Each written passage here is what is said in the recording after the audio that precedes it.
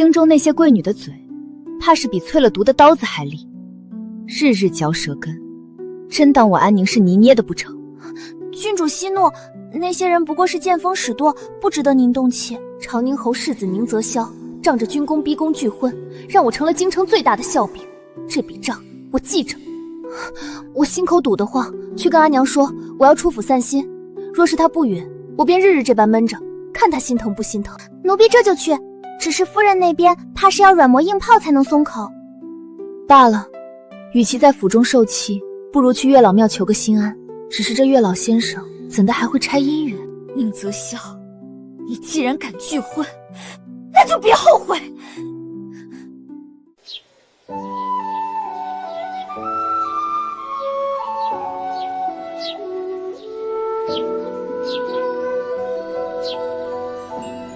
月老先生，您既掌世间姻缘，为何偏要拆我的？不过是不愿嫁长宁侯府，便让我落得这般境地，岂有此理？阿弥陀佛。女施主莫气，姻缘自有天定，强求不得。施主与树洞的缘分本就是月老牵线，何必执着于眼前的分人？1年又3个月，与树洞那头的人书信往来，竟成了我如今唯一的慰藉。京城的流言，郡主的身份，在笔墨间都烟消云散了。多谢妙主提点，我今日便是来取信的。施主随心就好，树洞寄情，情之所至，便是缘分。他竟约我相见，可我是安宁郡主，若是让他知晓我的身份，这份难得的平静，怕是就碎了。我该如何是好？郡主，您若是不愿相见，便回封信婉拒便是，何必这般为难自己？我怎会不愿相见？只是我这郡主的身份太过扎眼，他那般敏感，若是知晓，定会觉得我欺骗了他，这份情怕是就断了。不如编一个身份，一个与他门当户对，甚至更为卑微的身份，这样他便不会有顾虑。我是东街挑大粪的寡妇，家道中落，丈夫早死，靠着挑大粪过活，家里还有痴呆的婆母要照顾，怕拖累你，实在没脸面相见。郡主，您这也太离谱了，若是他日被发现，可如何是好？离谱才真是。他若是真心待我，便不会在意我的身份，若是在意，那这份情也不值得我珍惜。你把这信送到树洞去，他若是回信了，你便立刻取回来。希望他不要多想，希望这份缘分不要因为我的谎言就此中断。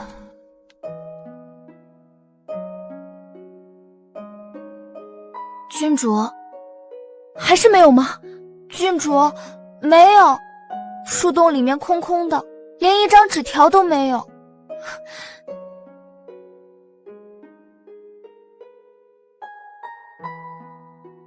不过是一次相见的推脱，他竟就这般没了音讯。难道我在他心中就这般不值一提？终究是我错付了，我不过是怕身份悬殊，怕拖累他，他怎就不能懂我？郡主，或许是他有事耽搁了，再等等，说不定明日就有信了。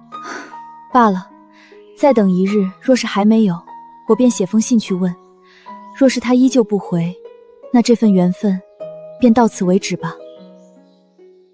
阿泽，这是我为你取的名字，你若真的在意我，便给我一个回应，哪怕是一句责怪，也好过这般杳无音信。今日已是第5日，阿泽，这是我给你定下的最后期限了。郡主，有信了，树洞那边有信了。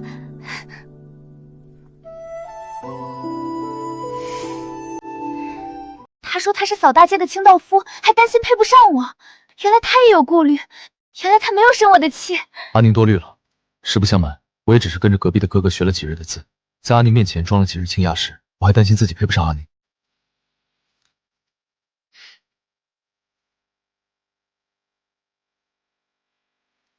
快，将这信送到树洞去，我约他在城外乱葬岗相见。郡主，您真的要去？城外荒僻，若是出了什么事，可如何是好？无妨，城外人烟稀少，不会遇到京城的熟人，也不会暴露我的身份。正好，大街的青烙服会是怎样的模样？想来定是个真诚可靠的人。阿泽，我等不及见你了。这样便没人能认出我是安宁郡主了，活脱脱一个东街挑大粪的寡妇阿宁。是小姐，这城外的乱葬岗也太偏了，您怎会选在那里？乱葬岗人烟稀少，最是安全，不会有熟人撞见，而且死人的嘴巴最紧，绝不会泄露我们的身份。他会来吗？会不觉得我选的地方太过吓人？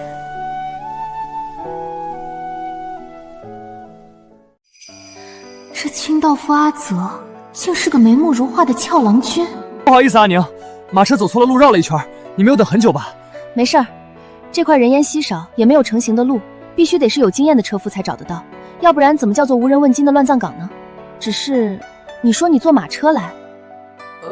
是这样的，我平时除了扫扫街，偶尔也会给人当车夫，想着反正也要出城了，便顺便接了个活儿。原来如此。你一个姑娘家跑到这里来，也一定很辛苦吧？是有点辛苦，但一想到能见到阿泽，我就觉得这不算什么。是我不好，让你一个姑娘家走了这么远的路，脚疼吗？不疼了，我是干粗活的，又不像那些千金大小姐，走到哪里都是轿子马车。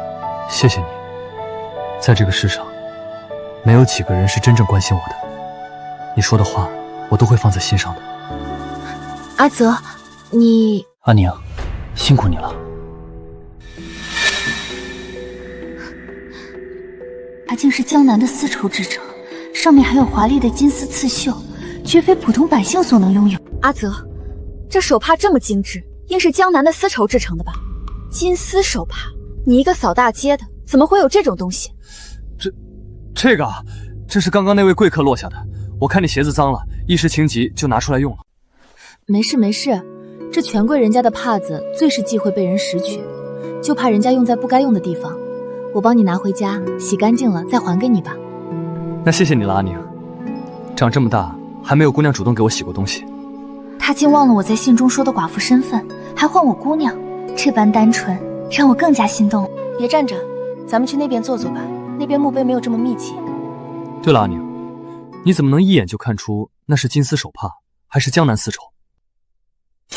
糟糕，要露馅了！见到阿泽太开心了，竟然忘了我现在的人设是一个挑粪寡妇，根本不可能认识这般名贵的丝绸。以前我家那口子还在的时候，带过我去过绸缎庄呢，我见过那么几回，所以就记住了。那你记性真好，这帕子还真不是一般绸缎庄有的东西。是我鲁莽了，阿宁，过去的事咱就不要想了，以后你跟着我，我会赚很多银子给你买帕子。你要金丝的也好，苏州的绸子也好，波萨国的进贡也罢。我的意思是，波萨国的进贡，咱们普通老百姓虽然销售不起，但人还是可以有梦想，你说呢？原来他喜欢瘪撒国进贡的玩意儿，等我回去了，就让皇祖母赏一些，全送到他面前。是啊，有梦想谁都了不起。阿泽，只要你想要，我都能给你，哪怕是瘪撒国的进贡，于我而言不过是一句话的事。乱葬岗好啊，死人的嘴巴最紧，绝不会泄露我们的身份和关系。阿宁，我想牵着你的手散步，你应该不会介意吧？不会。阿宁，我喜欢你。他这么单纯善良，我一定要守护他，让他免受世间的伤害。无论前路多难，都要和他在一起。天色不早了，我该回去了，免得家里人担心。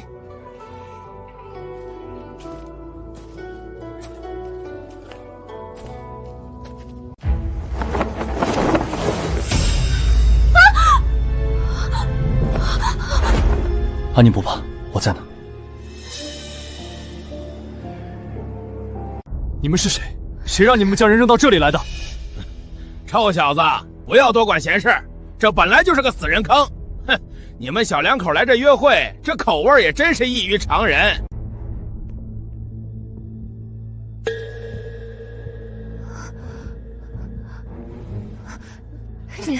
这个人还活着，咱们还是别惹事了，赶紧离开这里吧。老天保佑，可千万别出事啊！要是我的郡主身份容暴露，传出去，丢的可是皇家的脸面，到时候一切就都完蛋了。敬酒不吃吃罚酒，敢管我们厉王府的事儿，找死！各位大哥行行好，我们两口子上有老下有小，还欠了不少外债，请你们手下留情，放我们走吧。硬来肯定不行，试试苦肉计。我都把自己说的这么可怜了，他们总该心生怜悯了吧？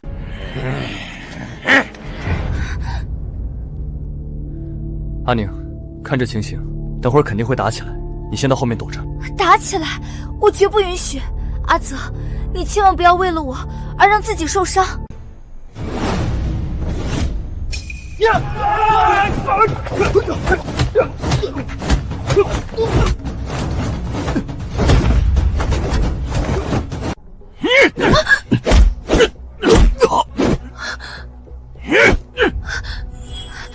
这位大哥，一点薄礼，不成敬意，求求你了，放我们走吧。行了行了，都停手，别打了。他们没对你怎么样吧？他们怎么忽然就走了？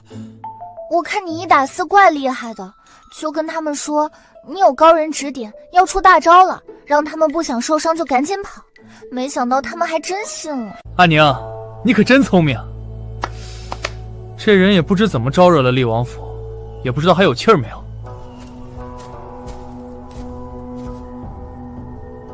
虽然昏迷不醒，但婉欣还没有伤到根本。咱们走吧，不必管他。等下有人经过，救了他就完事儿了。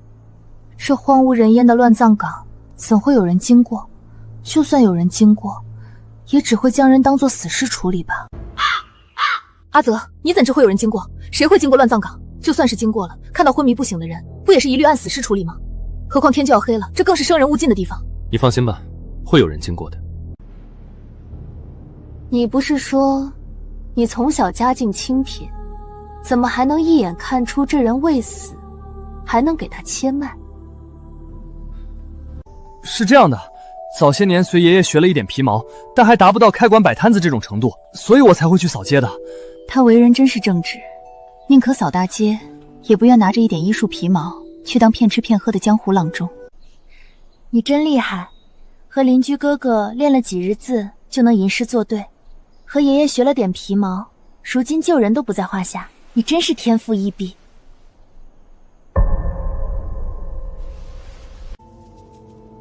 对了，你刚刚看到那几个人腰间坠着的腰牌了吗？是厉王府的人，他们好大的胆子，竟敢草菅人命。厉王身为皇叔，竟如此目无王法。糟了，我一个挑粪寡妇怎会认识厉王府的腰牌，还如此淡定？他会不会起疑？完了，说的越多，暴露的越多。一个扫大街的，怎么可能一眼认出厉王府腰牌？事情是这样的，我以前也扫过厉王府前那条街，他们的人进进出出的，所以我才会一眼就看出那是厉王府的腰牌。老天保佑，幸好他没发现什么，不然我还真是不好解释。哦，原来是这样，我说呢。我送你一程吧，这荒郊野外的，让你一个姑娘家走夜路，我实在是不放心。郡主府的小厮就在不远处等我，可千万不能让他发现了。这样不好，咱们的事儿别人还不知道，被人看到了不好。没关系的，我跟在你身后，只要确定你安全回去就好。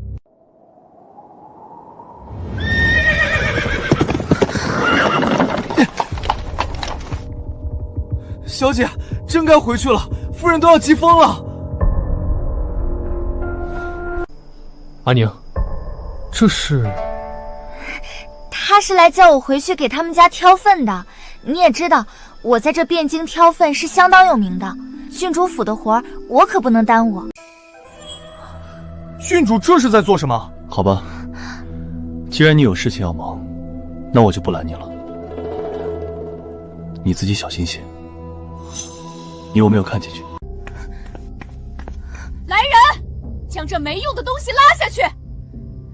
来人，将这没用的东西拉下去，杖打50！糟糕，肯定是因为我回来晚了，娘亲才会迁怒于小厮们。阿娘，这事与他人无关，是我自己贪玩忘了时间，您消消气啊！你还敢替别人求情？让你出府散心，你竟玩到这个时辰才回来，让全府上下都为你担心，你眼里还有没有我这个阿娘？阿娘，你也知道，如今京中的贵女都在笑话女儿，女儿心情不好，就在外头多待了半日，想散散心罢了。这长宁侯世子不懂事儿，长宁侯这老家伙也不知分寸，敢拒安宁郡主的婚，简直不像话。真是。阿娘，您就别生气了，女儿知道您都是为了我好，这婚事终究是我自己的事情，我希望能由我自己来选择。如果没有缘分，强绑在一起也不会幸福。女儿觉得只要对方人不错，咱们也不一定要讲究什么门当户对嘛。安宁，你这话是什么意思？难道你已经看上哪个王孙公子了？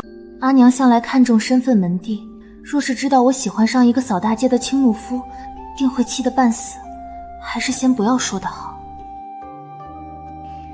即便不是名门望族，那至少也得是个有才有德、品行端正的男子，将来仕途之路自会顺财，这样才配得上你。倘若是普通百姓，那至少也得家境殷实，身份地位倒还能包装一下，但若是个穷酸小子，那便绝无可能。虽然阿泽确实是个穷酸小子，可我就是喜欢他，就是想要和他在一起，哪怕前路艰难，我的心也不会改变。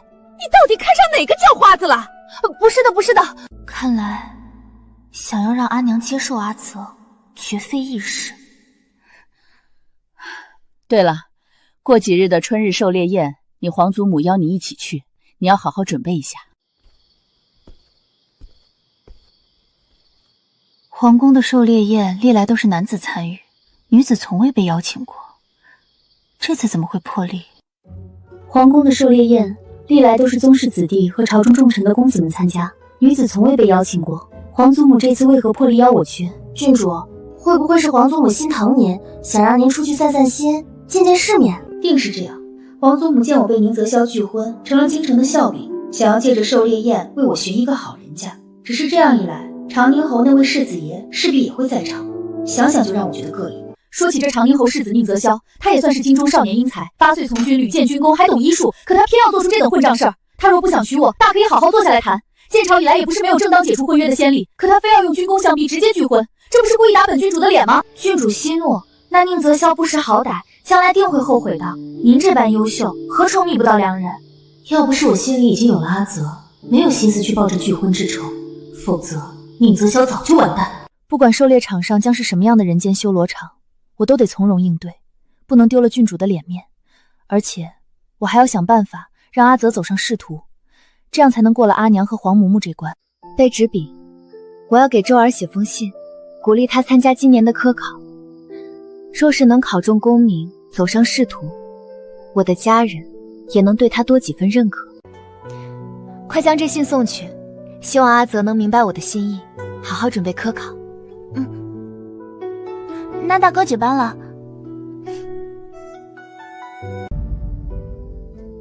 小姐，有回信了。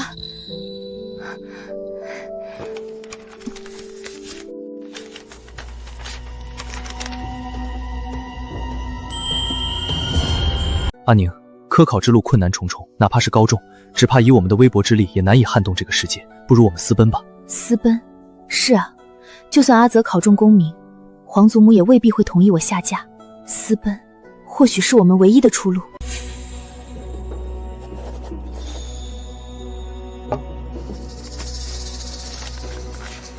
立刻将这信送去，我要和阿泽远走高飞。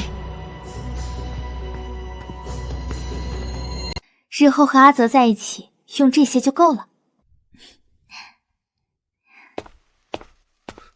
阿泽，阿宁，真的是你？你怎么会来这里？这不该是你来的地方。你愿意跟我一起走，我自然要给你准备好一切，所以才想来买些胭脂水粉，让你开心。哦，你是嫌我没有这些玩意儿点缀不好看了？不是，我怎么会嫌你呢？阿宁本就不需要任何外在的修饰，天生就好看。只是我以为姑娘都是喜欢这些小玩意儿，所以想让你开心。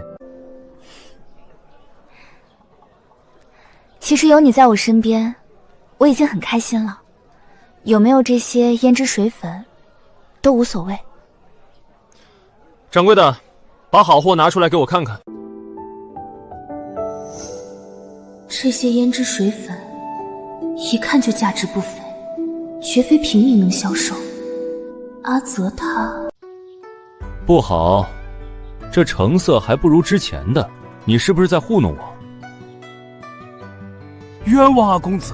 这都是我们特意为侯府备着的，只会比以前好，不可能差的。阿泽，咱们不要这些，这些达官贵人的东西碰不得，咱们用不起，快走！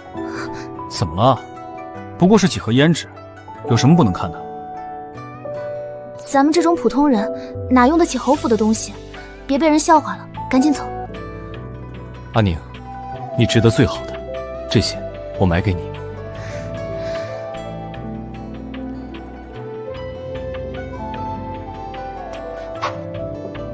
阿宁，这个怎么样？你试试。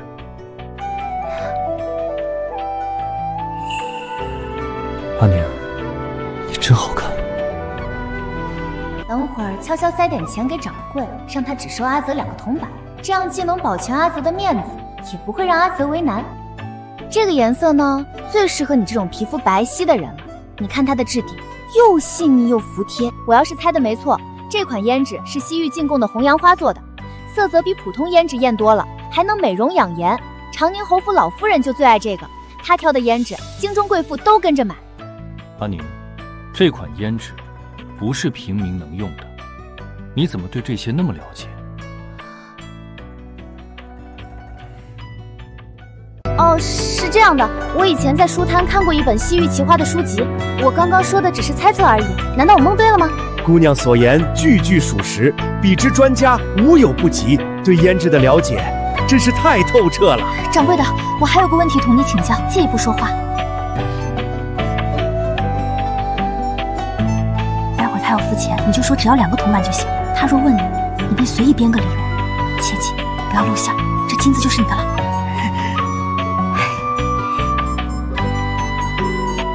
阿泽，我刚刚听掌柜的说完它的制作过程，更加喜欢这款胭脂了。你愿意送我吗？当然，你若喜欢，这些全都拿走。阿泽你真好，但是全都拿走，我带的钱不够啊，只要这1盒就够了。我的脸没那么大，用不完的。掌柜的，让这位姑娘把这些胭脂全都试试，她喜欢的都留着。好的好的，姑娘随便试，随便看。没关系的，阿宁有我呢。阿泽，我真的很开心，谢谢你。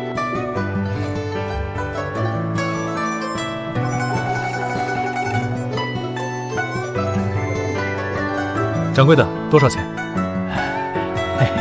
公子，2个铜板就行了。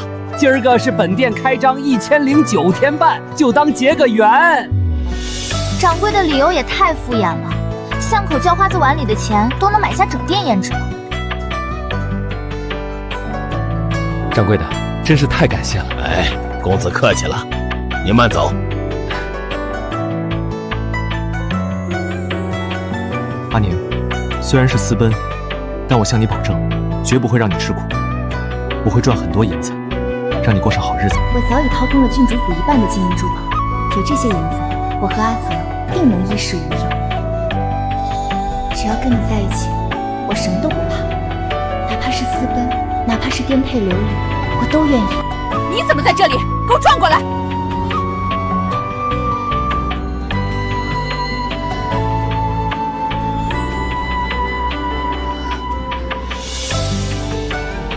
夫人，郡主府的活我马上去干，您千万克扣小的银子。还敢装？我看你装到什么时候！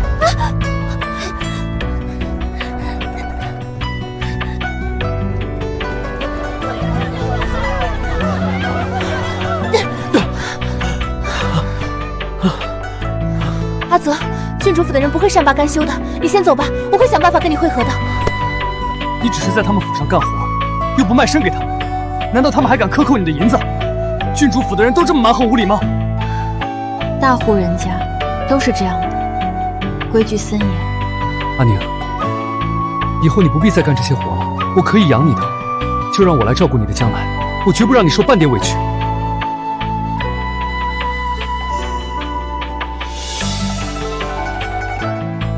今天出门带少了，但是阿宁，你相信我，我以后一定会赚很多银子，让你过上好日子的。我会给你买金丝手帕，买西域胭脂，买所有你喜欢的东西。好，我信你。一直都信。安宁，你真好，我知道你会义无反顾的信我，这就够了。有你这句话，我做什么都值得。阿泽，我得先走了，免得待会儿又被人逮到。你也赶紧回去，注意安全。等我消息，我一定会想办法跟你会合的。这郡主府的活儿，你非去不可吗？其实这2日你可以把这些推了，后面我们一走了之，也不用管这些了。我们现在就走，好不好？做人做事要尽心尽责，我拿这份钱就要干好这活，不能半途而废。你放心，我很快就会来找你的。你说的真好，如果这世上每个人都像你这样善良和尽职，那人间一定是天堂吧。辛苦你了，阿宁。等我回去安抚好阿娘，就继续准备私奔的事。很快，我和阿泽就能远走高飞了。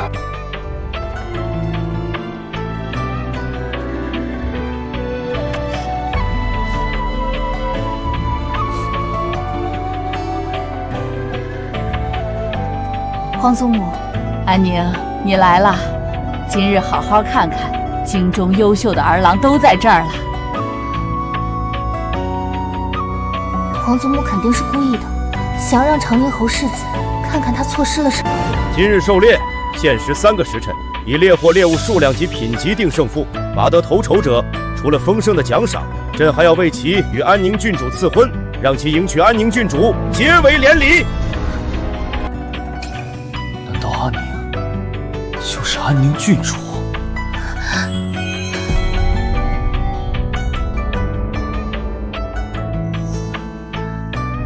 是阿泽失散多年的双胞胎兄弟吗？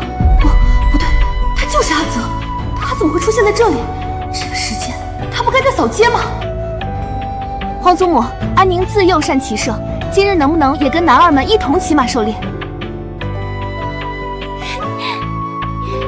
向太下，皇祖母，姐姐去了，那我也要去。好，好，好。去吧，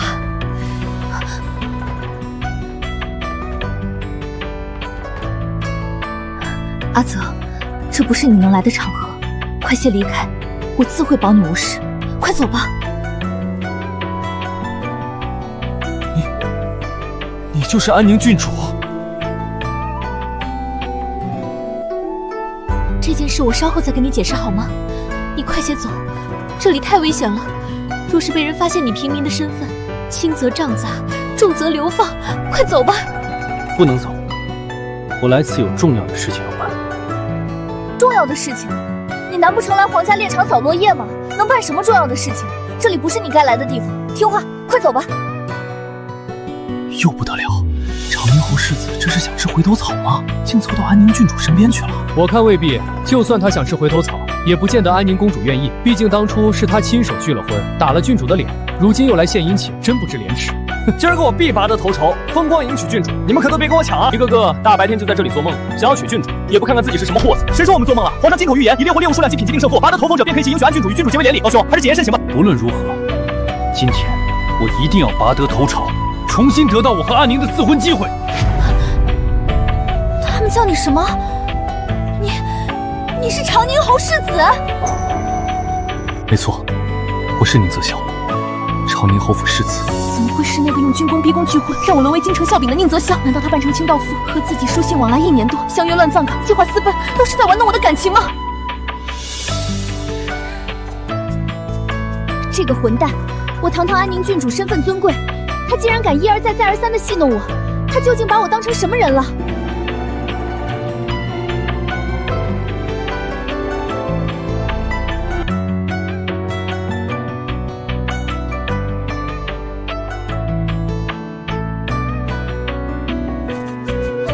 回禀皇上，本次狩猎赛拔得头筹的是长宁侯世子。震惊！拔得头筹的竟然是宁泽霄，他不是已经拒了与安宁的婚事吗？又是你！既然已经拒了婚，还去抢这第一做什么？你是巴不得哀家的安宁嫁不出去，让皇家颜面尽失吗？是啊，你不是已经拒了与我的婚事，还争什么第一呢？难不成还想让我再次沦为全京城的笑柄吗？之前的事是臣一时冲动，思虑不周，还请太后娘娘降罪。一时冲动，你若有心，便该知道何谓适可而止。明知今日取胜者能与安宁结为连理，你就不该掺和，故意添乱。臣明白，臣此番前来，便是为了向安宁郡主赎罪。臣知道自己先前的所作所为，伤了郡主的笑柄。臣恳求太后娘娘做主，替我们2人赐婚。臣愿用一生弥补郡主。这宁泽霄到底在玩什么花戏？先拒婚让我受尽屈辱，再在狩猎宴上拔得头筹，求皇祖母重新赐婚。真当我这个安宁郡主是召之即来挥之即去的吗？你既已拒婚，便不该再纠缠不清。安宁郡主的婚事自有哀家做主，容不得你胡闹。这第2名安国公府的小公子陆丰堂也差不来，模样周正，品性端正，哀家甚是喜欢，也算是良配。安国公世子爷确实不错，一表人才，文武双全。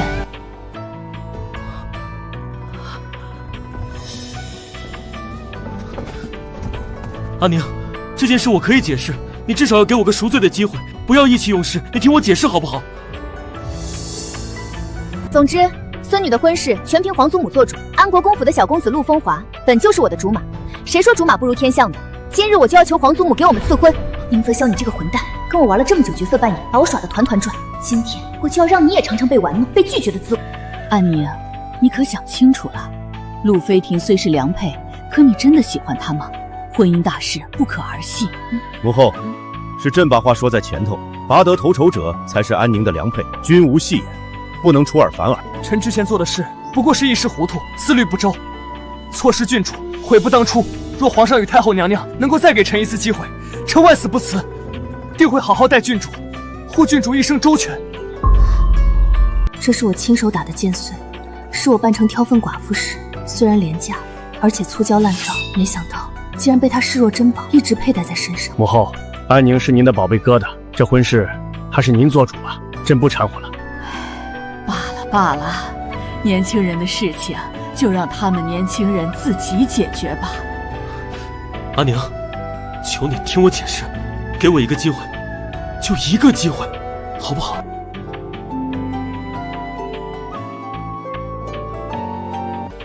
你也算是从小看着我和陆回堂长大的，他了解我，我也了解他，我们之间的感情深厚，我相信我们可以相守一生，比和你在一起要幸福得多。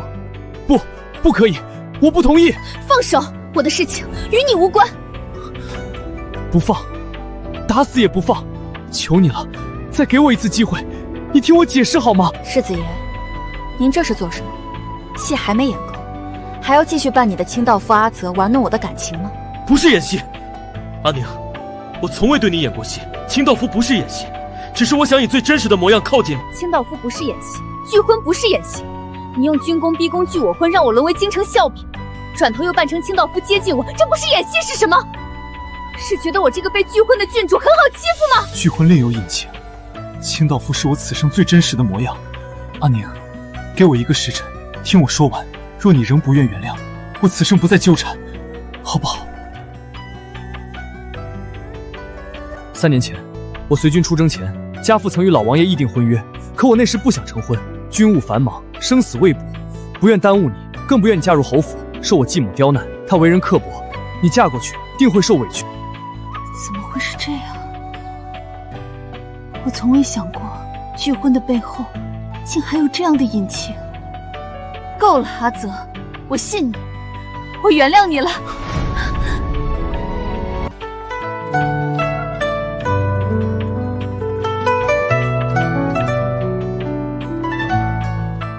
安宁，今日起，我不再是长宁侯世子了，我只想做你的阿泽。安宁，可以吗？我还能继续喜欢你吗？我已辞了世子俸禄，将历年军功换了田产，准备自立门户。安宁，你可愿嫁一个白身？我发誓，我这辈子不，下辈子、下下辈子、永生永世都只爱你一个人。白神与郡主私交是死罪，可宁泽霄却愿意为了我，特意求了皇上恩典，让皇上特许他以田产为聘，不入仕途，只做富家翁。我愿意，无论你是长宁侯世子还是清道夫阿泽，我都愿意。阿泽，先练练你，只要你以后再也不骗我任何事情，我愿意永远陪着你。好，我答应你，我永远都不会骗你了。我将我的身世告诉你吧。我的母亲是侯府侍女，生下我便离世了，继母视我为眼中钉，8岁便将我送入军营，是万将军和赵师傅给了我温暖。阿宁，阿泽，其实我们在乱葬岗初见的那日，我就已经决定非你不嫁了。阿宁，我爱你，能和你厮守终生，我此生无憾了。阿宁，我也一样，能和你厮守一辈子，我也没有遗憾了。